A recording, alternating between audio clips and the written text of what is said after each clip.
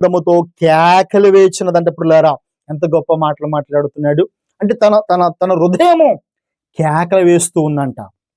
ఎందుకని?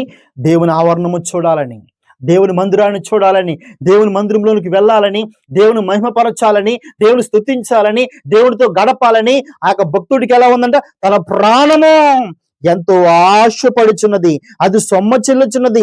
జీవము గల దేవుని దర్శించిన నా హృదయమును నా శరీరమును ఆనందముతో కేకలు వేయుచున్నది. నా ప్రియ సంగమా, ఈరోజు దేవుడు ఒక రోజుకి 24 గంటల సమయాన్ని ఇస్తున్నాడు. వారానికి 7 రోజులు లెక్కేసుకోండి, ఎన్ని గంటలు దేవునికి సమయాన్ని ఇస్తున్నాడు. ఒక సంవత్సరానికి 365 రోజులు సమయాన్ని ఇస్తున్నాడు.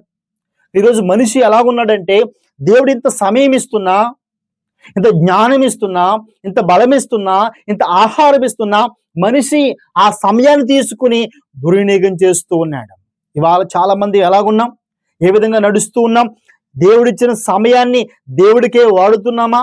దేవుని సంఘములో గడుపుతున్నామా? దేవునికి ఎంత సమయాన్ని మనం ఇవ్వగలుగుతున్నాం?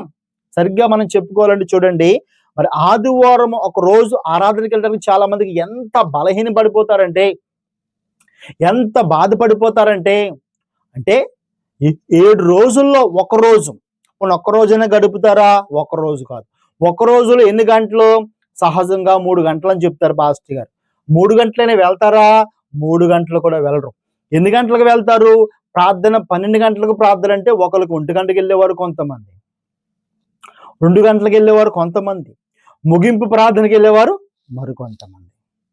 అంటే ఒక వారానికి మనం చూసుకుంటే వారంలో 7 రోజులు దేవుడు ఇస్తున్నప్పటికీ కూడా ఆ 7 రోజుల్లో కూడా మనము దేవుణ్ణి ఆరాధించకుండా ఆ ఒక్క రోజు, కనీసం ఒక్క రోజుని దేవుడికి ఇవ్వరా బాబు అంటే ఆ ఒక్క రోజు కూడా ఇవ్వకుండా, ఇప్పుడు ఒక్క రోజులో 3 గంటలేనే ఇవ్వండి బాబు అంటే ఆ 3 గంటలు ఇవ్వకుండా, కొంతమంది వారానికి 1 గంట ఇస్తారండి, కొంతమంది వారానికి 2 గంటలే ఇస్తారు, కొంతమంది వారానికి 10 నిమిషాలు ఇస్తారండి.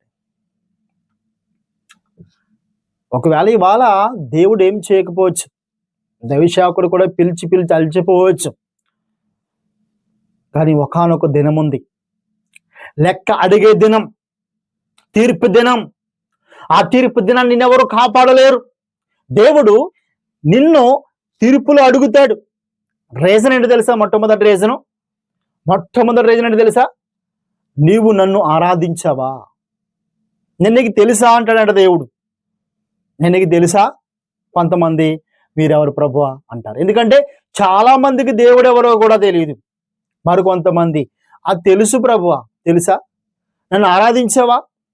నన్ను స్తుతించావా?